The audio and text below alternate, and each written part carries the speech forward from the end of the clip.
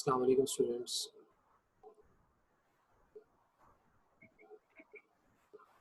आज revision series का हम चैप्टर स्टार्ट करेंगे, physical plant and its equipment.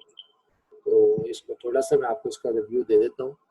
Physical plant actually यहाँ पर फार्मेसी है। फार्मेसी में जो इक्विपमेंट्स यूज़ होते हैं उनको आप कैसे जो है ना इस फार्मेसी कंस्ट्रक्शन, इसकी बिल्डिंग को कैसे प्लान करते हैं और उसमें जो इक्विपमेंट्स हैं आप उनकी स्पेस को कैसे प्लान करते हैं।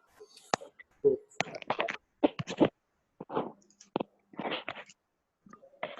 ये डेफिनेशन थी फर्स्ट स्लाइड में। सेकंड स्लाइड में उन्होंने बताया कि जो जब भी आप प्लान करते हैं कोई भी फिजिकल को, ठीक है, या किसी भी मैन्युफैक्चरिंग फैसिलिटी को या किसी भी फैसिलिटी को आप प्लान करते हैं तो उसमें आपको मास्टर प्लानिंग, फंक्शन और आर्किटेक्चर प्लानिंग जो है ना वो इम्पोर्टेंट होती है। मास्टर प्लानिंग में आप गोल्स सेट करते हैं, ठीक है। फंक्शन प्लानिंग में आप उन गोल्स को अचीव करने के लिए जो इक्विपमेंट्स या इंस्ट्रूमेंट्स यूज़ करते हैं आप उनकी इंस्टॉलेशन करते हैं, ठीक है।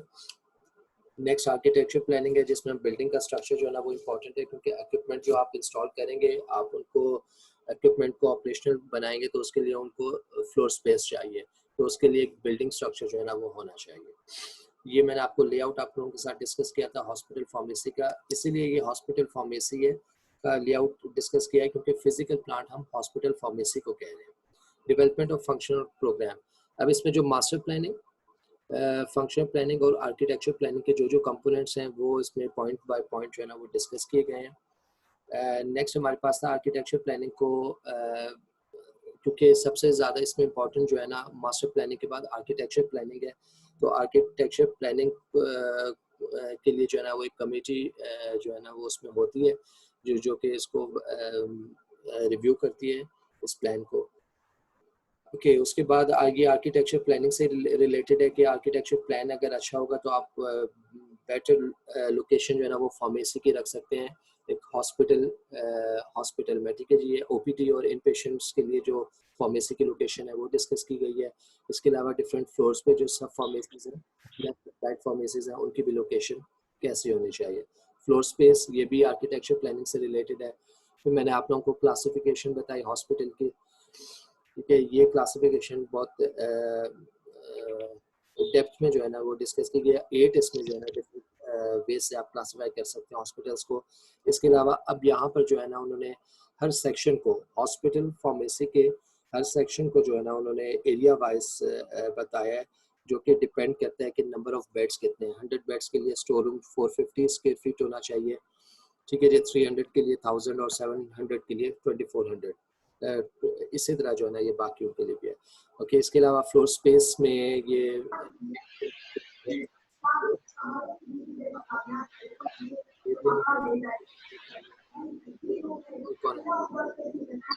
उसके बाद तो टेम्परेचर कंट्रोल रूम फैसिलिटीज वो मैंने आप लोगों के साथ डिस्कस की कि refrigerator, cold place, cool place, excessive heat के क्या टेम्परेचर रेंज होती है और आपको जो आपके प्रोडक्ट है वो आपको किस टेम्परेचर में जो है ना वो उसको वो टेम्परेचर उसके लिए सूटेबल होता है, तो वो मैंने आप लोगों को बता दिया था।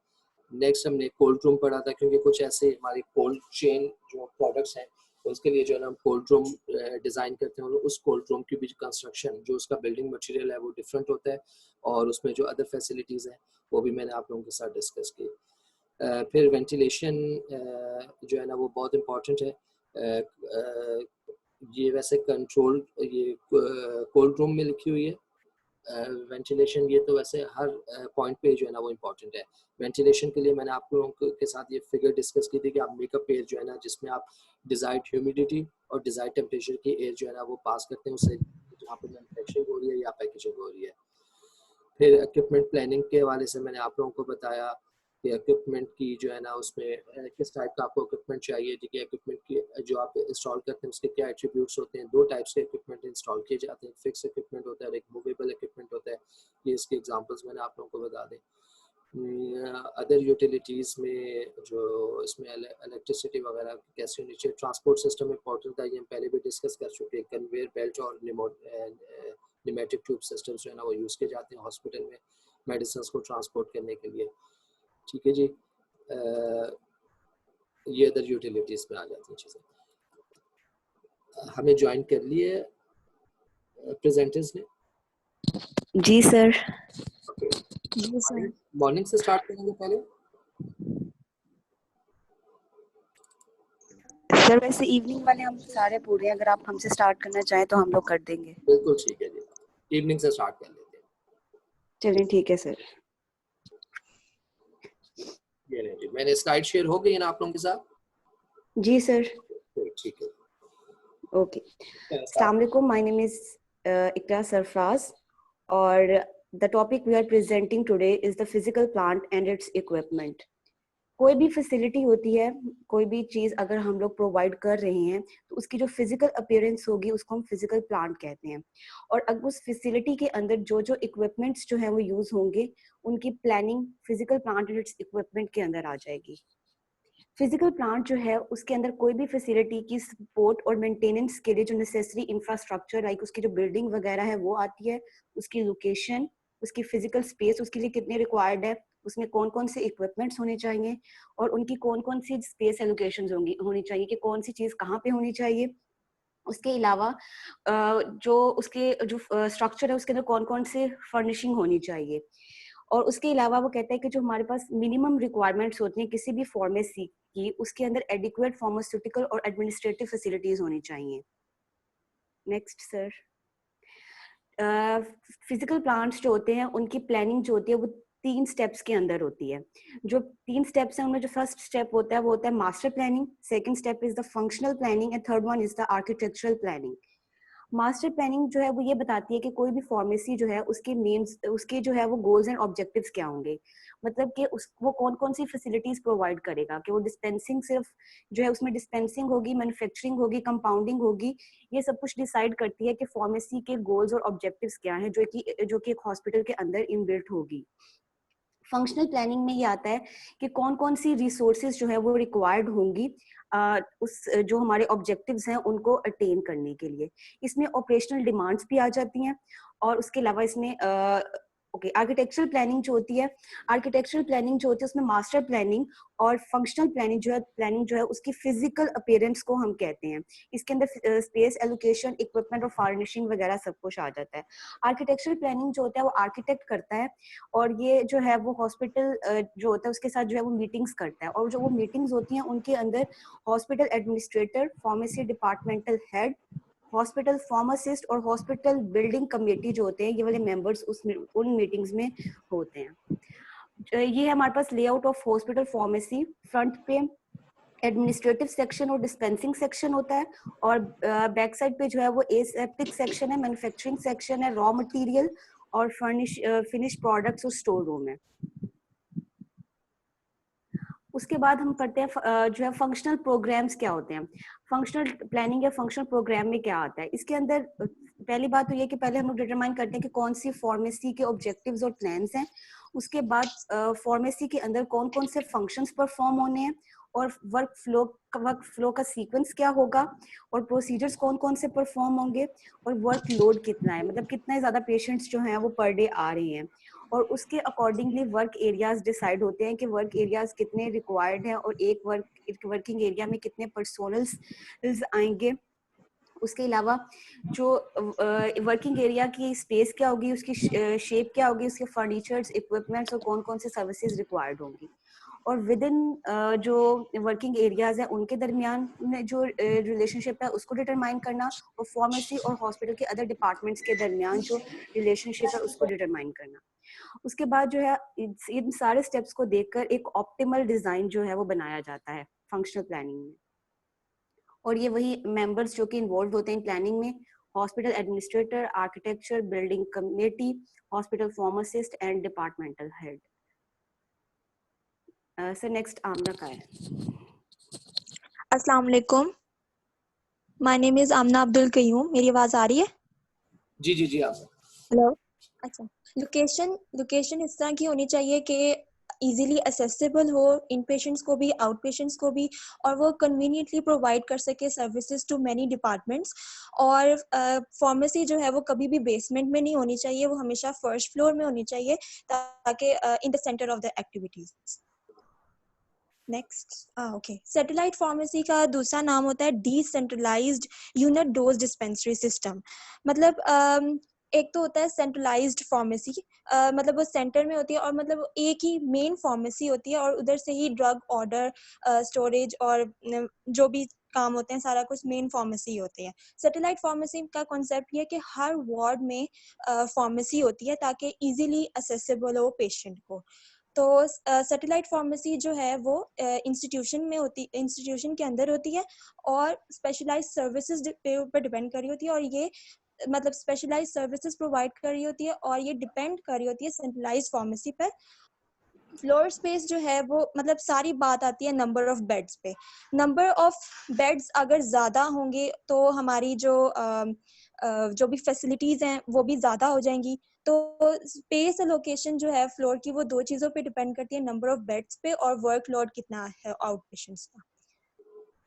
Next okay, classification of hospital जो है वो 8 बेसिस हैं जिसके ऊपर क्लासिफाई किया गया हॉस्पिटल को।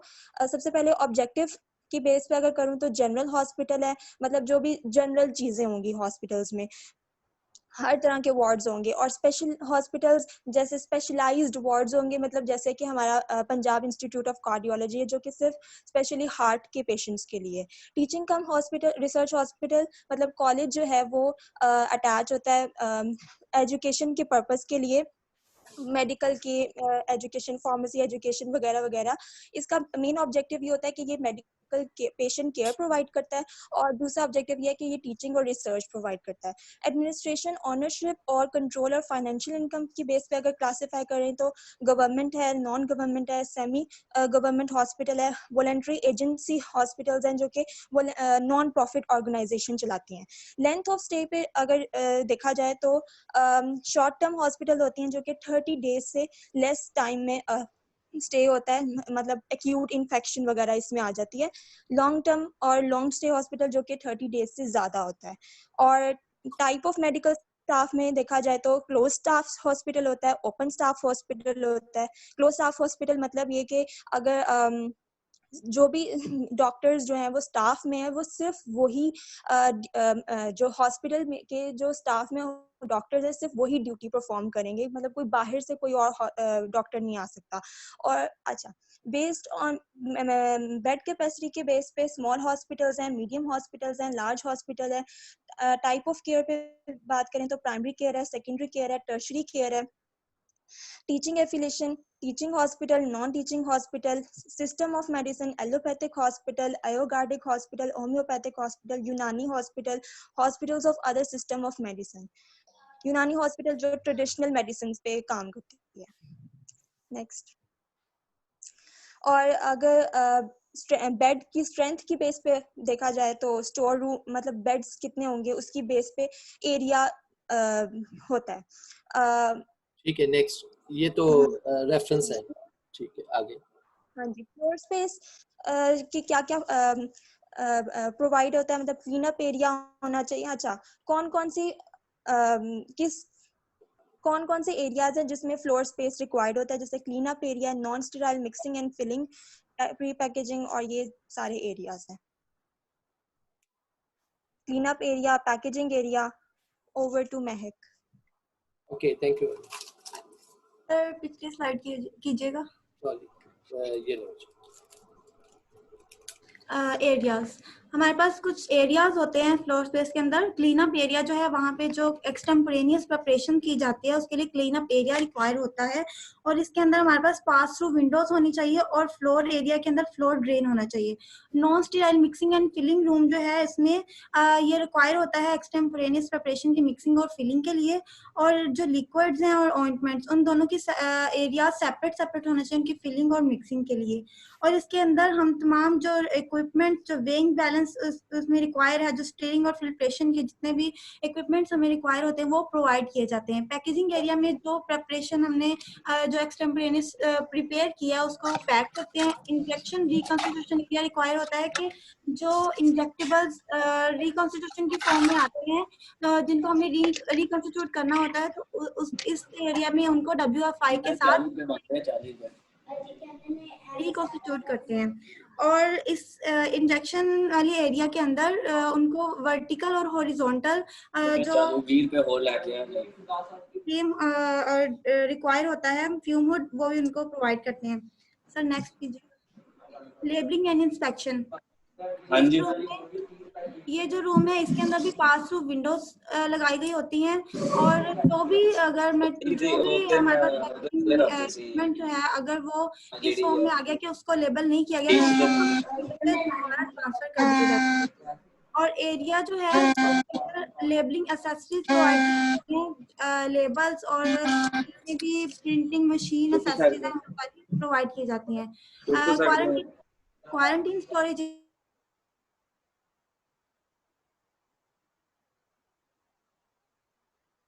जब तक हम उसकी टेस्टिंग नहीं कर लेते केमिकल और बायोलॉजिकल, तो तब तक हम उसको क्वारंटीन एरिया में रखते हैं। और उस पर कुछ लेबल्स लगाए जाते हैं, रेड, ग्रीन और येलो। जो येलो है वो क्वारंटीन जो अनडिसाइडेड होता है उसके लिए होता है, और जो रेड है वो रिजेक्टेड के लिए, और ग्रीन जो है जो पास हो जाता है उस पर लगाते हैं।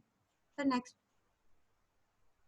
अब टेम्परेचर कंट्रोल स्टोरेज फैसिलिटीज के अंदर कुछ टेम्परेचर अलग अलग जो मेडिसिन है उनके लिए अलग अलग टेम्परेचर रिक्वायर होते हैं। Refrigerator, cold place, cool place और एक्सेसिव हीट, ये अलग अलग हम उनको सेपरेट एरियाज बनाते हैं। Sir next. रेफ्रिजरेटर का जो टेम्परेचर है वह 2 to -8 डिग्री सेल्सियस होता है। कोल्ड प्लेस का 8 डिग्री सेल्सियस से एक्सीड नहीं करना चाहिए। कूल प्लेस जो है 8 to -15 के दरमियान होता है इसका टेम्परेचर। अच्छा वैसे ये जो रेफ्रिजरेटर का टेम्परेचर है ये 2 to 8 है, ये -8 नहीं है एक्चुअली, ये डैश है, ठीक है। सर बुक में -8 है। अब -8 हो नहीं सकता क्योंकि आप रेफ्रिजरेट जब करती हैं तो वो फ्रीज तो नहीं ना होती चीज। नहीं ठीक है सर, फिर वो और 8 ही है। और जो रेफ्रिजरेटर के ऊपर जो फ्रीजर होता है ना पोर्शन, उसका टेम्परेचर -18 होता है या -20 होता है, ठीक है। हाँ -18 आया था। ओके ये मैं आप आगे कर रहा हूँ स्लाइड। रूम टेम्परेचर का टेम्परेचर 15 to 30 के दरमियान होता है, और एक्सेसिव हीट यानी ये इस एरिया का टेम्परेचर अबव 40 नहीं जाना चाहिए, वरना जो हमारी जो प्रोडक्ट है वो डीनेचर हो जाएगी। अब कुछ फीचर्स हैं कोल्ड रूम के। कोल्ड रूम एरिया जब हम डिजाइन करेंगे तो हमने उसकी जो वॉल्स हैं वो कंक्रीट ब्लॉक से बनी हुई होनी चाहिए, ब्रिक से बनी हुई होनी चाहिए। उसके जो वॉल्स हैं और डोर्स हैं उसके, वो इतने ज्यादा बड़े नहीं होने चाहिए और वो टाइटली फिट हों। विंडोज जो है वो डबल पैन हो इंसुलेशन प्रोवाइड करने के लिए, और जो उसके जो स्विचेस हैं लाइट के लिए वो नियर टू द एंट्रेंस हो, और इलेक्ट्रिक मोटर ड्रिवन फ्रीऑन जो है फ्रीऑन कंप्रेसर हो उसके अंदर लगाया जाता है। और एक मिनट इसको एक्सप्लेन कर देंगे जो फिगर में आपके सामने आई है वेंटिलेशन। इसमें एयर लेफ्ट साइड पे जो फैन लगा, यहाँ से एयर एंटर हो रही है, इस डक्ट के अंदर आ रही है, और यहाँ पे नीचे कुछ फिल्टर लगे हुए हैं 0.4, 5.2 सक्सेसिव फिल्टर्स लगे हुए होते हैं।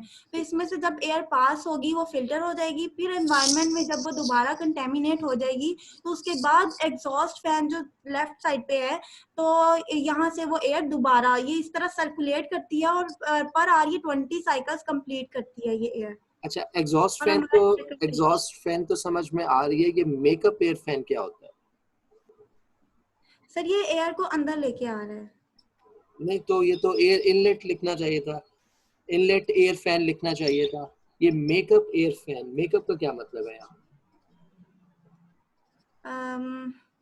क्योंकि वो एयर को मेकअप ही कर रहा है ना, मतलब उसको yes, उसका जो टेम्परेचर है और जो डिजायर्ड ह्यूमिडिटी है ना, वो ह्यूमिडिटी और टेम्परेचर को मेंटेन कर रहा है। मतलब कंडीशनड एयर है ये, ठीक है जी। Yes sir.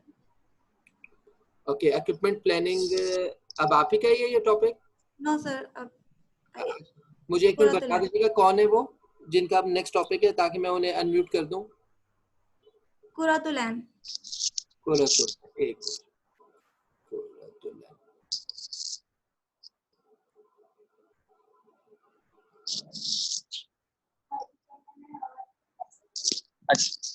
जी कुरातुलैन।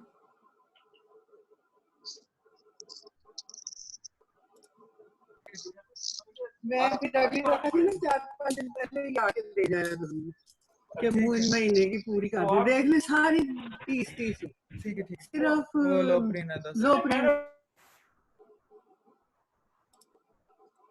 कुरतुलैन, आप मुझे सुन सक रही हैं?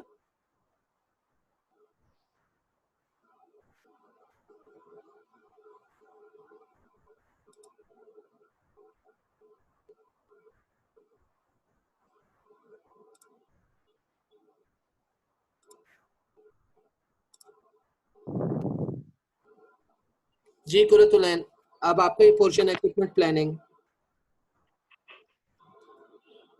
नहीं हमें हम कर देंगे ये फिर अपने पास ही रखेगा बस ये मैंने करती हेलो ठीक है जी वो काम है स्टूडेंट्स, ये थोड़ा सा आप लोग जरा आइटम लेकिन वो मैंने एक महीना नहीं ले ली रोजे है ना तो मैंने कहा अभी जा रहा हूं वो मैं इंशाल्लाह अगली दफा लिखा दूंगा बेटे मैंने ये पूछा था मुझसे कौन सी दवाई है ना वेट बच्चों, आप जरा अपनी फैमिली से जरा हट के जरा सुन लो। वेट जैसा ना रिड्यूस होता है उसकी वजह से शुगर का रिड्यूस होता है लेकिन इतना ज्यादा कि बहुत तेजी से मेरा तो मैं तो शायद ये मेडिसिन बदली गई है ना से मैं ये खा रही हूँ लेकिन ये है वही कोई उसके साथ उसका कॉम्बिनेशन है वो गैट्रिल के साथ मैंने तो देखा कि मोहम्मद अरसल, नहीं ये इनके से कोई नहीं होता ये एक्चुअली शायद शुगर के ऐसे ना हो रहा शुगर तो मैं काफी कंट्रोल में रखती हूँ लेकिन मेरी डाइट भी नहीं है ना सही है ये चलिए आप मेरी ये एंट्री कर लें और वो मेरे से पैसे 9 गोलियों के ले लें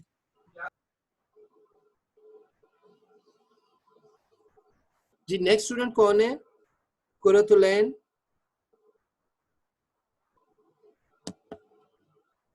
सर उसके माइक का इशू आ रहा है। अच्छा चले ठीक है, और उसके बाद कौन से स्टूडेंट है? इमन इम्तियाज। एमन इम्तियाज, चलें जी आप शुरू करें। ये तो एक मेरे ख्याल में अरसल जो है वो कोई मेरे ख्याल फार्मेसी पे थे किसी, क्योंकि उन्हीं की आवाज ज्यादा आ रही थी, हमें काउंसलिंग कर रहे थे, पेशेंट काउंसलिंग। चलें जी, अब आपने कहाँ से स्टार्ट करना है, अदर यूटिलिटीज या इक्विपमेंट से?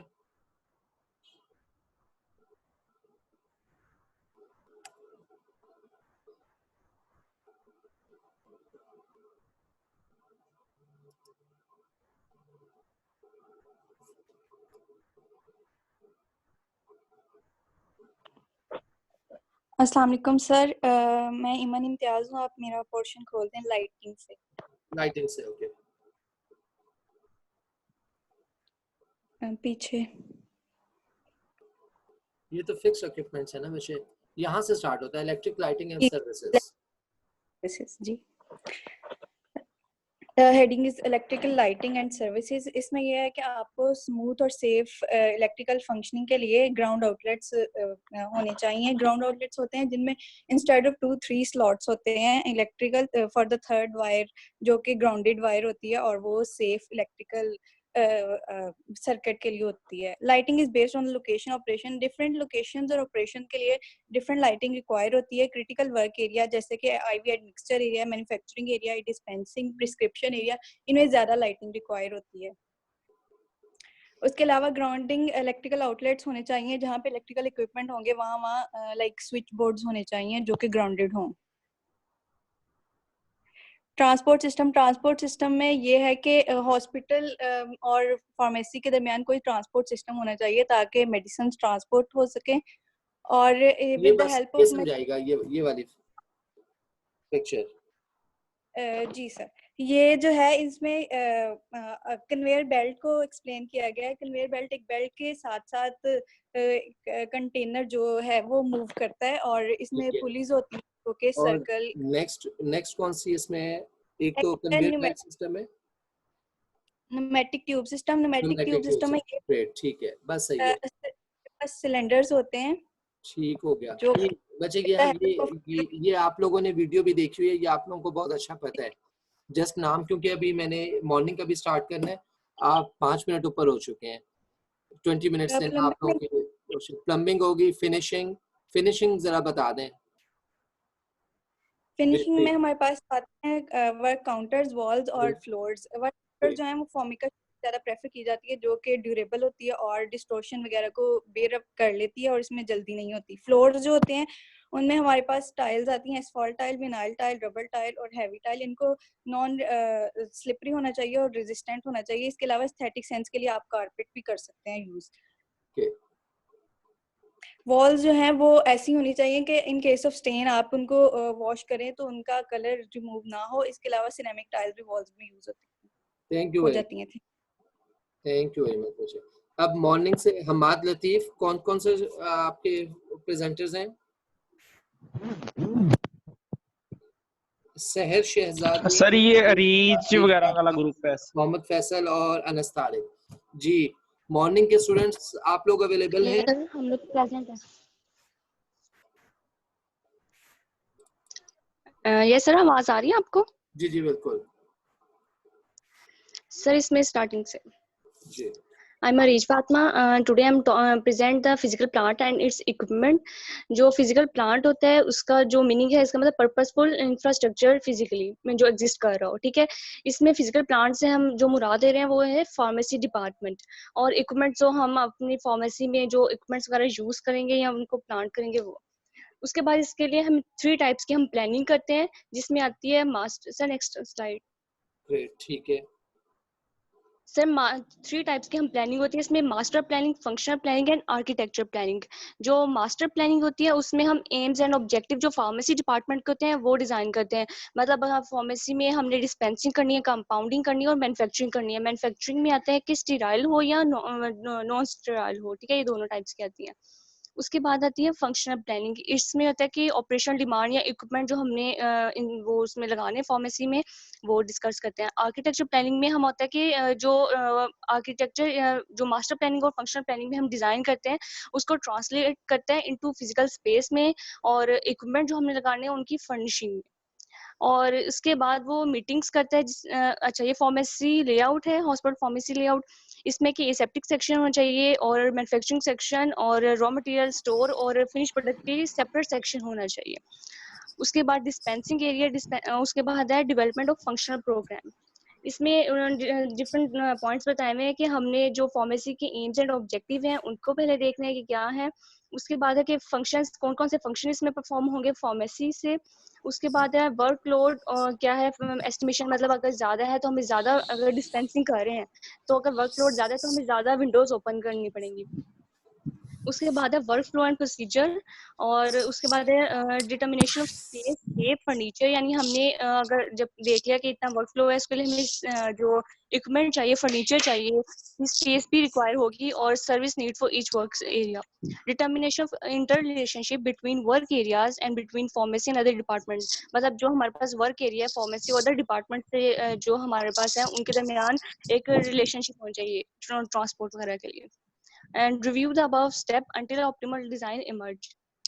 Thank you, sir. Sir, next Noor will proceed. Okay जी, थैंक यू सर एक सेकंड, ये स्लाइड मैं बता देती हूँ कि इसमें ये था कि इसमें 5 मेंबर्स होते हैं, जिसमें हॉस्पिटल एडमिनिस्ट्रेटर होता है, आर्किटेक्चर होता है, आर्किटेक्ट होता है, बिल्डिंग कमेटी होती है, डिपार्टमेंट हेड और हॉस्पिटल फार्मासिस्ट होते हैं। ये 5 मेंबर्स होते हैं जो कि इन्वॉल्व होते हैं प्लानिंग में, फंक्शनल, मास्टर और आर्किटेक्चर प्लानिंग। ये सब आर्किटेक्चर प्लानिंग में है ना? जो मैंने स्लाइड आगे कर दी थी ना जल्दी में, वो Yes, एक्चुअली मैं ये चाह रहा था कि आप ये वाली फ्लोशीट डायग्राम इसकी शो कर दें। ये आर्किटेक्चर प्लानिंग जो है ना उसको एक्सप्लेन कर रही है ये स्लाइड। ठीक है सर। इसमें आर्किटेक्ट है ना? Yes sir.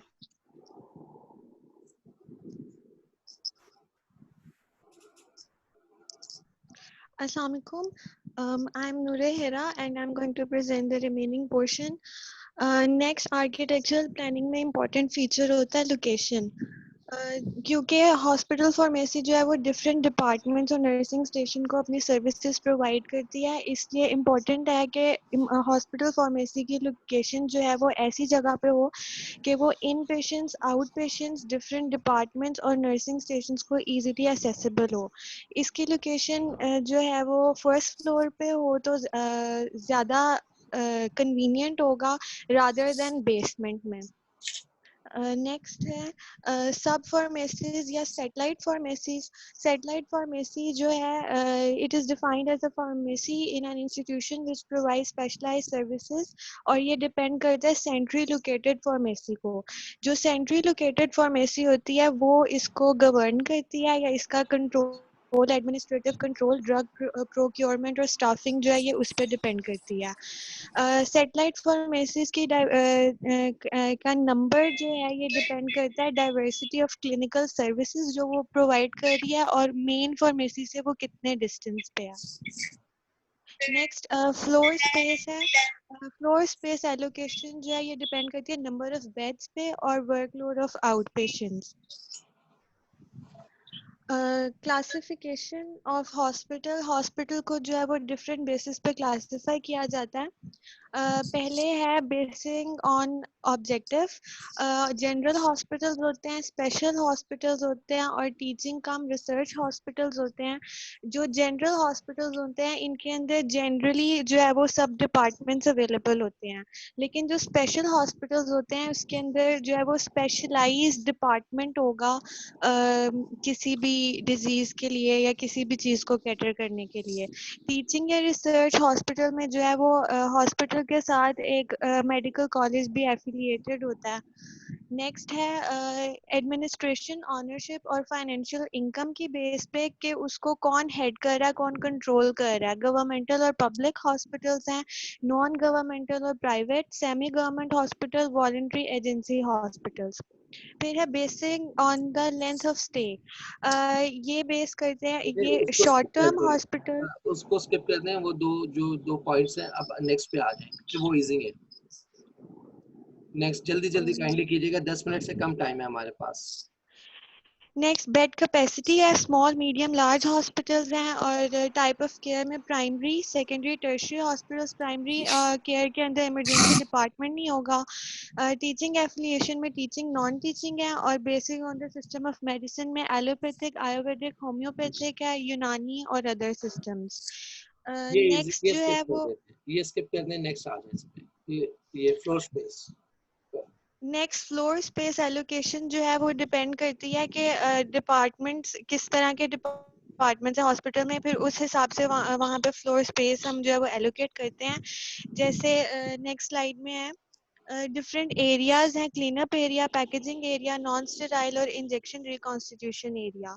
फिर है labelling and inspection room. Labelling inspection room जो है ये हॉस्पिटल फार्मेसी के बिल्कुल फिलिंग एरिया के एडजेसेंट होगा और इनके दरमियान में विंडोज होती हैं ताकि अनलेबल प्रोडक्ट्स को पास कर सकें और यहाँ पे लेबलिंग एसेसरीज प्रोवाइड की जाती हैं। फिर है क्वारंटीन स्टोरेज एरिया। यहाँ पे वो प्रोडक्ट्स रखी जाती हैं जो अभी अंडर टेस्टिंग होती हैं, अभी पास नहीं की होती। इनके ऊपर डिफरेंट लेबल्स होते हैं, येलो होता है अंडर टेस्टिंग के लिए, रेड रिजेक्टेड के लिए और ग्रीन पास करने के लिए। Next presenter. Thank you.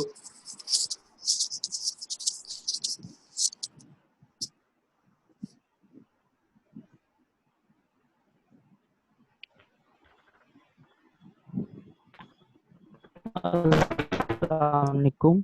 And मेरा जो टॉपिक है वो ये है कि temperature cold control storage facilities. इसमें हमारे पास 3-4 प्लेसेस होते हैं। रेफ्रिजरेटर होता है, कोल्ड प्लेस होता है, कूल प्लेस होता है और एक्सेसिव हीट होता है। Sir next.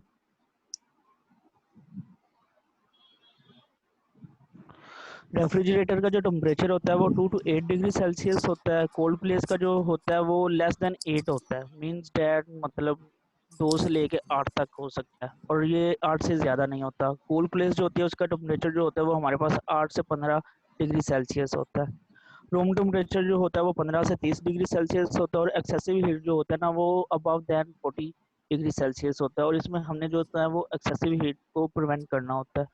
Next are the features of cold room. जो हमारे पास रूम होता है इसके जो फीचर्स होते हैं उसमें ये होता है कि ये इसकी वॉल्स कंक्रीट की होनी चाहिए, जो दरवाजे होते हैं वो टाइटली फिट होने चाहिए और इतने बड़े होने चाहिए कि वो अच्छी तरह से फिट आ जाए। डबल पैन विंडो होती है इसमें और उसके बाद हमारे पास जो स्विचेस होते हैं वो डोर एंटर होते ही साथ होने चाहिए। इसमें हमारे पास एक कंप्रेसर होना चाहिए जो कि कूल एयर को ब्लो कर सके। Next is the ventilation. ये फिगर हमें next is the ventilation. Ventilation जो होती है वो रिक्वायर्ड होती है और इसमें ये हमारे पास होता है मेकअप एयर फैन होता है। मेकअप एयर फैन का पर्पज़ ये होता है कि इसमें हम डिज़ायर्ड जो हमारे पास मॉइस्ट होती है या डिज़ायर्ड टेम्परेचर होता है उसके वो हम एयर प्रोड्यूस करते हैं और वो एग्जॉस्ट के थ्रू फिल्टर होती है। इसमें हमारे पास फिल्टर के साइजेस होते हैं जो हमें रिक्वायर्ड होते हैं। एंड देन ये जो होती है ये पास आउट करती है एग्जॉस्ट फैन से। Next are the equipment planning. Equipment planning के लिए हमारे पास जो अथॉरिटी होती है उसमें हमारे पास हॉस्पिटल एडमिनिस्ट्रेटर होता है, फार्मासिस्ट होता है, परचेजिंग एजेंट होता है और आर्किटेक्ट होता है। ये जो है ये एक फ्लो शीट डायग्राम दी हुई है इस चीज की। इक्विपमेंट प्लानिंग जो लार्जली डिपेंड करती है। सर अस्सलाम वालेकुम फैसल, ये मेरा क्वेश्चन है।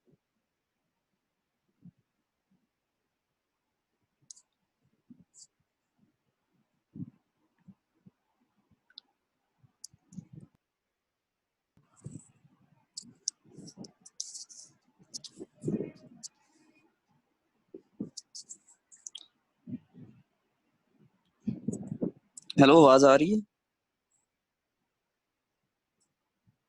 जी आ रही है। अस्सलाम वालेकुम, आई है मोहम्मद अनस तारिक, और जो मेरा आगे टॉपिक है ये है equipments required. Equipments required for the pharmacy और कैटेगराइज, हम इन्हें दो कैटेगरीज में कैटेगराइज करते हैं, fix equipments and movable equipments. Fix equipments में ये है कैबिनेट्स वगैरह होते हैं, काउंटर्स होते हैं, सिंक्स होती हैं, एलिवेटर होती हैं, यानी कि जो एक जगह पे फिक्स हम उनकी कंस्ट्रक्शन करते हैं। मूवेबल इक्विपमेंट्स में ये होते हैं कार्ड्स होते हैं, डेस्क होते हैं, बैलेंसेस होते हैं, मिक्सर होता है, एक्सेट्रा होता है। उसके बाद अदर यूटिलिटीज में आती हैं इलेक्ट्रिक लाइटिंग एंड सर्विस आती है, ट्रांसपोर्ट सर्विस आती है, plumbing, finishing work, counter, floors, walls.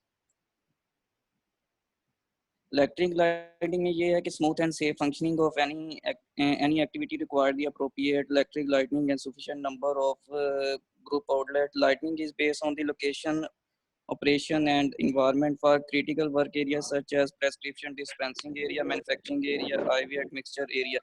अब इसमें इलेक्ट्रिक लाइटिंग में ये है कि कॉपर वायरिंग इस्तेमाल होनी चाहिए और अंडरग्राउंड ये सारी सर्विस होनी चाहिए।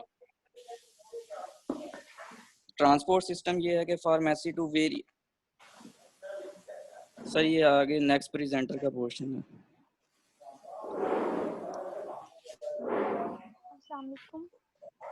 My name is Tahir and my topic is transport system. इसमें वेरियस सप्लाईज जो है वो हॉस्पिटल डिपार्टमेंट में भेजी जाती हैं और इसके लिए मैसेंजर और हेल्पर्स यूज होते हैं, लेकिन ये लेस एफिशिएंट और टाइम कंज्यूमिंग होता है। टेक्नोलॉजी की वजह से ऑटोमेटिक टिकटिंग सिस्टम यूज होती है और ये डायग्राम के थ्रू बताया गया। अस्सलाम वालेकुम।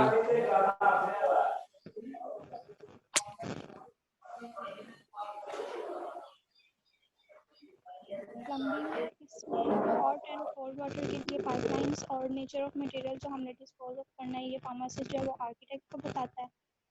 इसके आगे फिनिशेस हैं, उसमें वर्क काउंटर्स हैं, फ्लोर्स हैं और वॉल्स हैं। वर्क काउंटर्स जो हैं वो ऐसे मटेरियल्स होने चाहिए वो जो इजीली डिस्टॉर्ट ना हो या इरोजन ना हो उनकी, और इसके लिए और इस तरह के मटेरियल्स यूज होते हैं। इसके आगे फ्लोर्स हैं वो स्मूथ है, नॉन स्लिपरी और स्टेन रेजिस्टेंट होने चाहिए। वो Asphalt tile, vinyl tile, rubber tile और लिनोलियम के लिए बने होते हैं। और इसके अलावा कारपेटिंग की जाती है उसके एस्थेटिक इम्पैक्ट को एनहांस करने के लिए। और जो वॉल्स हैं वो ऐसे मटेरियल से पेंट करनी चाहिए जो कि इजीली लॉस ना करे उसका कलर आफ्टर वॉशिंग, और इसके लिए सिरामिक टाइल्स वगैरह यूज़ किया जाता है। Thank you.